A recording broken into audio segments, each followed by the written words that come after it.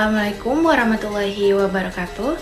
Salam, Om Swastiastu, Namo Buddhaya, salam kebajikan. Hai semua, bagaimana kabar kalian? Semoga teman-teman semua dalam keadaan sehat walafiat. Kali ini kita bertemu lagi pada pertemuan ke-12 pada mata kuliah bimbingan dan konseling. Kami dari kelompok 10 akan memaparkan materi terkait manajemen dan pola organisasi bimbingan dan konseling.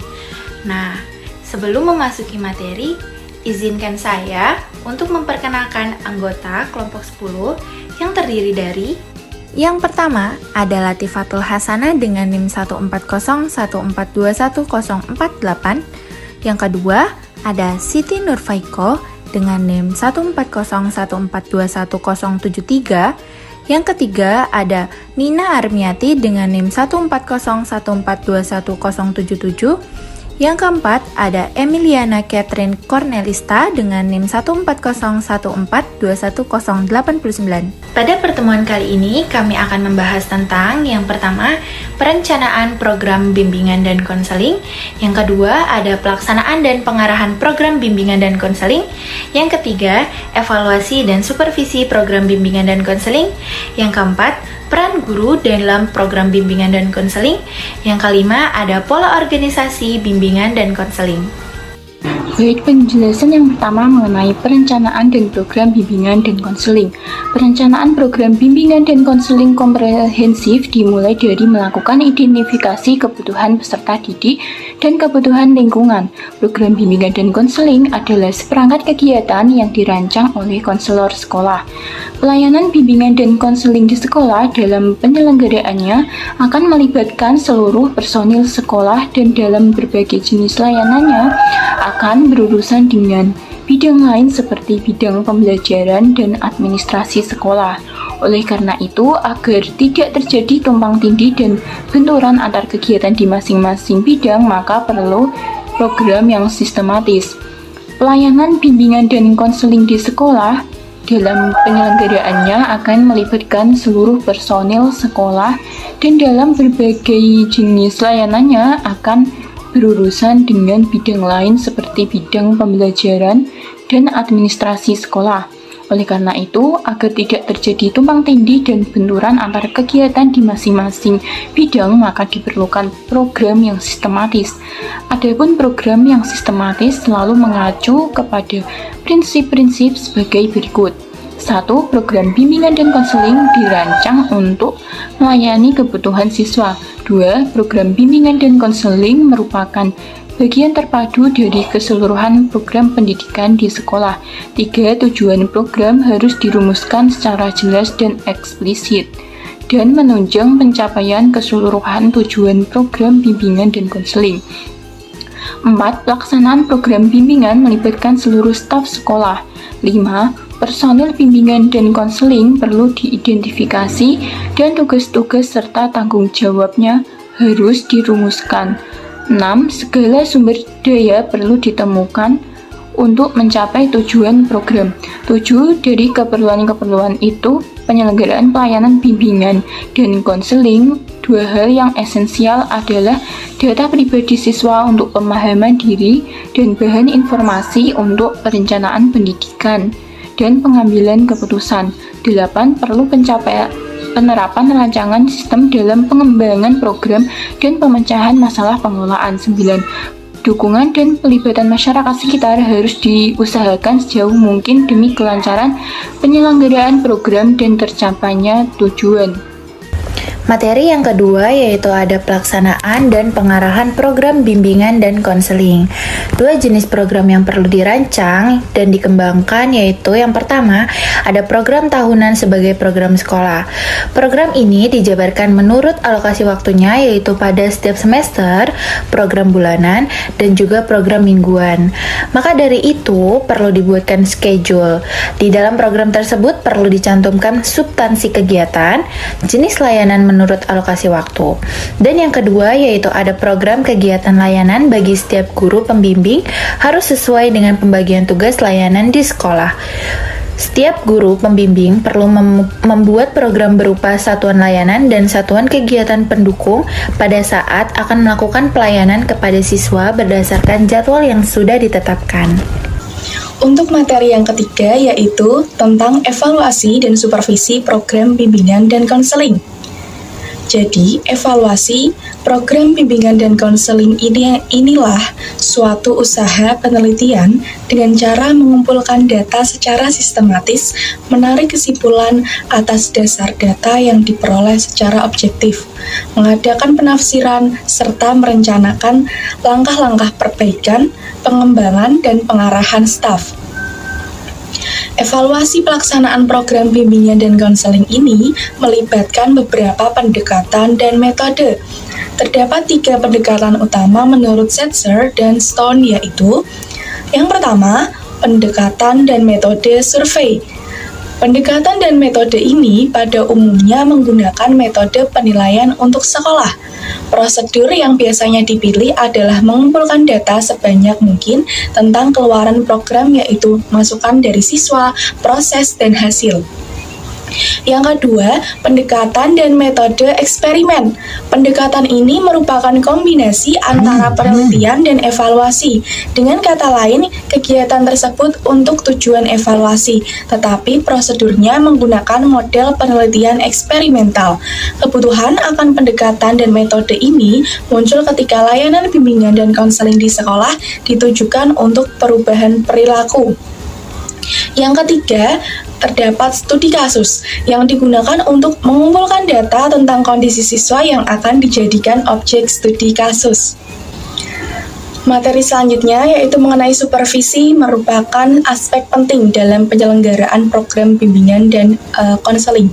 Supervisi sebagai seperangkat 2 kegiatan yang dirancang untuk membantu konselor mengembangkan kompetensi dalam mengelola program bimbingan dan konseling untuk mencapai tujuan konselingnya. Oleh karena itu, esensi supervisi adalah membantu konselor mengembangkan keterampilan profesionalnya daripada menilai kinerja konselor dalam mengelola proses konseling. Nah, secara prinsip, supervisi dan evaluasi dapat dibedakan melalui 3 sisi. Yang pertama, sisi tujuan utama. Supervisi bertujuan untuk membuat suatu program tetap pada jalur, menyesuaikan dengan rencana, dan meningkatkan efisiensi. Nah, sedangkan evaluasi bertujuan untuk mengukur keberhasilan, meningkatkan efektivitas, mengukur dampak, dan melakukan perbaikan ke depan. Yang kedua, terdapat sisi frekuensi. Supervisi bersifat reguler dan kontinu, sedangkan evaluasi bersifat episodik. Jadi dalam waktu-waktu tertentu ketika suatu proyek atau program tersebut selesai. Yang ketiga, yaitu sisi fokus. Nah, supervisi ini memfokuskan diri pada input, output, proses, dan rencana kerja, sedangkan evaluasi memfokuskan diri pada efektivitas, relevansi, dampak, dan efektivitas biaya. Untuk melakukan evaluasi dan supervisi, maka sejumlah prinsip harus dipatuhi, yaitu yang pertama, objektif. Artinya, pelaksanaan evaluasi dan supervisi harus dilakukan atas dasar indikator-indikator yang sudah disepakati. Yang kedua, akuntabilitas atau tanggung gugat.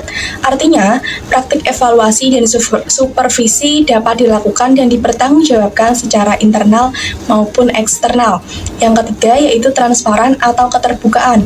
Hal ini berarti pelaksanaan evaluasi dan supervisi harus diumumkan kepada publik atau bersifat terbuka untuk semua orang.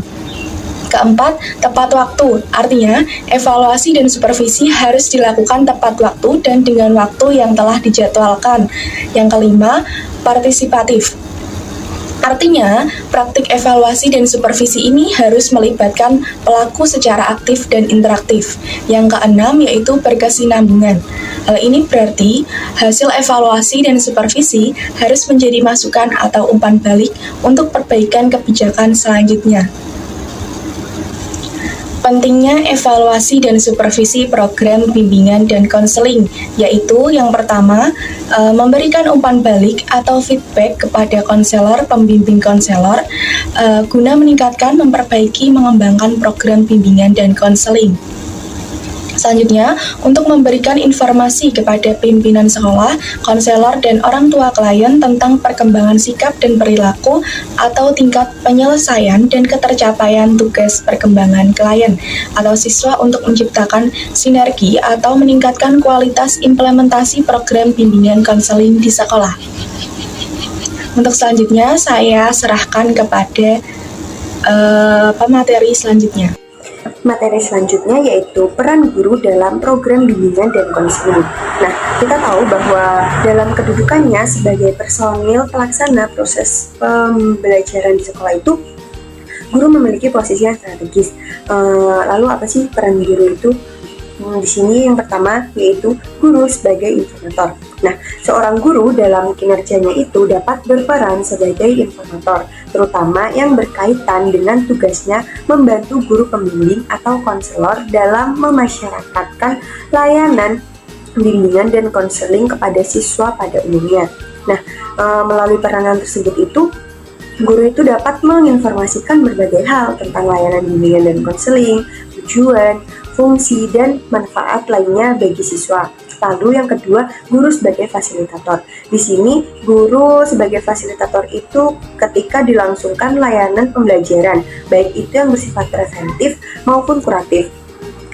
Jika dibandingkan dengan guru pembimbing, maka guru mata pelajaran akan lebih memahami keterampilan belajar yang dikuasai siswa pada saat pelajaran langsung. Maka pada saat siswa mengalami kesulitan belajar, guru dapat merancang program perbaikan atau remedial teaching dengan mempertimbangkan tingkat kesulitan yang dialami dan menyesuaikan dengan gaya belajar siswa tersebut. Lalu yang ketiga, guru sebagai mediator. Nah, dalam kedudukannya strategis, guru sebagai mediator ini langsung berhadapan dengan siswa. Guru itu dapat berperan sebagai mediator antara siswa dengan guru pembimbing. Nah, hal ini tampak pada misalnya itu saat seorang guru diminta untuk melakukan kegiatan identifikasi siswa yang memerlukan bimbingan dan pengalih tanganan siswa yang memerlukan bimbingan dan pelayanan konseling, maka kepada guru pembimbing tersebut atau kepada konselor di sekolah. Lalu yang keempat yaitu guru sebagai motivator. Nah, guru sebagai motivator itu di sini berperan bahwa guru tersebut itu akan memberi motivasi kepada siswa dalam memanfaatkan layanan bimbingan dan konseling di sekolah. Sekaligus guru juga dapat memberikan kesempatan kepada siswanya untuk memperoleh layanan konseling. Misalnya pada saat siswa seharusnya mengikuti mata pelajaran di kelas. Tanpa kerelaan guru dalam memberikan kesempatan kepada siswanya itu, maka layanan konseling perorangan itu akan sulit terlaksana, mengingat bahwa terbatasnya jam khusus bimbingan pada sekolah-sekolah tersebut. Lalu yang kelima, guru sebagai kolaborator. Nah, sebagai mitra seprofesi yang sama-sama sebagai tenaga pendidik di sekolah, maka guru tersebut itu berperan sebagai kolaborator. Misalnya dalam penyelenggaraan berbagai jenis layanan orientasi informasi, layanan pembelajaran, atau dalam pelaksanaan kegiatan pendukung sebagai konferensi kasus, himpunan data, dan kegiatan lainnya yang relevan. Materi yang selanjutnya yaitu pola organisasi bimbingan dan konseling sekolah. Nah, agar manajemen bimbingan dan konseling di sekolah berjalan baik, maka perlu didukung dengan adanya organisasi yang jelas dan teratur. Organisasi yang demikian itu secara tegas itu dapat mengatur kedudukan, tugas, dan tanggung jawab para personil sekolah yang terlibat dalam sekolah tersebut. Lalu di sini yang pertama yaitu ada tugas dan fungsi kepala sekolah sebagai penanggung jawab keseluruhan program pendidikan di sekolah. Nah, seorang kepala sekolah itu memiliki tugas dan fungsi yang vital dalam pelaksanaan pelayanan bimbingan dan konseling sekolah. Yang pertama yaitu mengkoordinir segenap kegiatan yang direncanakan atau diprogramkan. Yang kedua, menyediakan sarana dan prasarana, tenaga, dan berbagai fasilitas lainnya yang memadai. Yang ketiga, melakukan pengawasan dan pembinaan terhadap perencanaan dan pelaksanaan program. Yang keempat yaitu mempertanggungjawabkan pelaksanaan pelayanan bimbingan dan konseling di sekolah atau madrasah kepada pihak-pihak terkait. Nah, Nah, yang kedua yaitu ada tugas dan fungsi koordinator bimbingan dan konseling.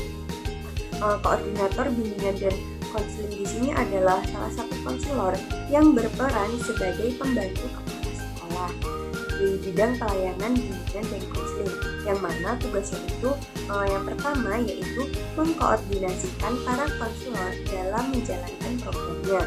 Yang kedua, memasyarakatkan pelayanan bimbingan dan konseling kepada segenap keluarga sekolah atau orang tua peserta didik dan masyarakat. Yang ketiga yaitu menyusun program kegiatan bimbingan dan konseling. Yang keempat, mengadministrasikan program kegiatan bimbingan dan konseling. Nah, yang ketiga yaitu ada tugas guru bimbingan konseling atau konselor. Nah, di sini guru BK atau konselor itu adalah tenaga pendidik yang berkualifikasi strata 1 atau S1 dalam program studi bimbingan dan konseling dan menyelesaikan pendidikan profesi konselor atau PPK. Nah, guru BK atau konselor ini tuh sebagai pelaksana utama, tenaga inti, dan ahli berperan sebagai yang pertama melakukan studi kelayakan dan needs assessment pelayanan bimbingan dan konseling. Lalu yang kedua yaitu merencanakan program bimbingan dan konseling. Yang ketiga, melaksanakan program pelayanan bimbingan dan konseling.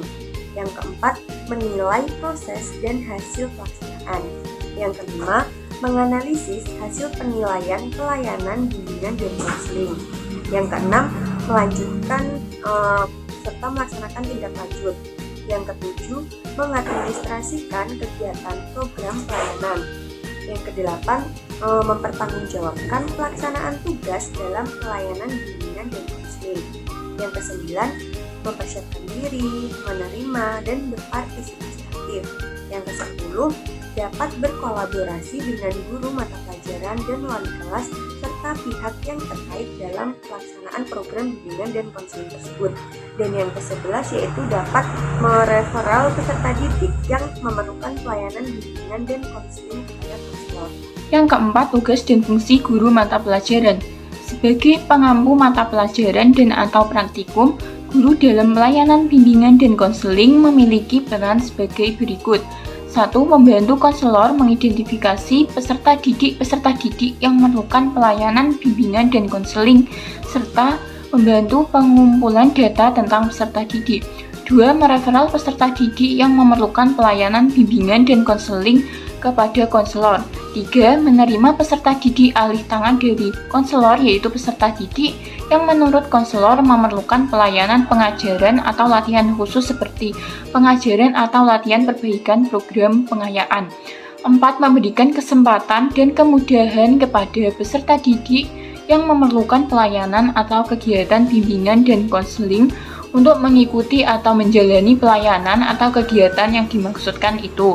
5. Berpartisipasi dalam kegiatan khusus penanganan masalah peserta didik seperti konferensi kasus.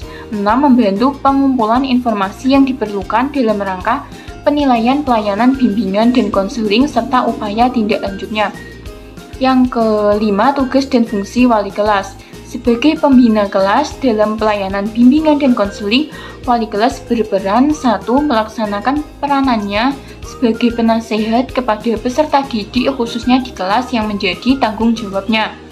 2. Membantu memberikan kesempatan dan kemudahan bagi peserta didik khususnya di kelas yang menjadi tanggung jawabnya untuk mengikuti atau menjalani pelayanan dan atau kegiatan bimbingan dan konseling. 3. Berpartisipasi aktif dalam konferensi kasus. 4. Mereferal peserta didik yang memerlukan pelayanan bimbingan dan konseling kepada konselor. Yang keenam, staf administrasi. Staf administrasi memiliki peranan yang penting dalam memperlancar pelaksanaan program bimbingan dan konseling. Mereka diharapkan mampu menyediakan format-format yang diperlukan dan membantu para konselor dalam memelihara data dan sarana dan fasilitas bimbingan dan konseling yang ada. Setelah mendengar penjelasan dari rekan-rekan saya, dapat disimpulkan bahwa bimbingan dan konseling di sekolah harus dilakukan secara terencana. Karena jika dilakukan dengan sembarangan, maka tidak akan dapat diketahui seberapa hasil yang telah dicapai dalam konteks kontribusinya bagi pencapaian tujuan pendidikan di sekolah. Setiap sekolah perlu merancangkan program bimbingan dan konseling, karena program inilah yang nantinya sebagai acuan dalam pelaksanaan bimbingan dan konseling. Program tersebut yaitu program tahunan sekolah dan program kegiatan layanan bagi guru pembimbing. Organisasi bimbingan dan konseling diperlukan untuk tujuan pembagian tugas dan wewenang setiap personil baik di tingkat birokrasi di atas sekolah maupun di dalam sekolah itu sendiri. Sekian pemaparan materi terkait manajemen dan pola organisasi bimbingan dan konseling oleh kelompok 10. Kami mengucapkan mohon maaf jika ada kekurangan. Thank you for watching. Wassalamualaikum warahmatullahi wabarakatuh. Bye-bye.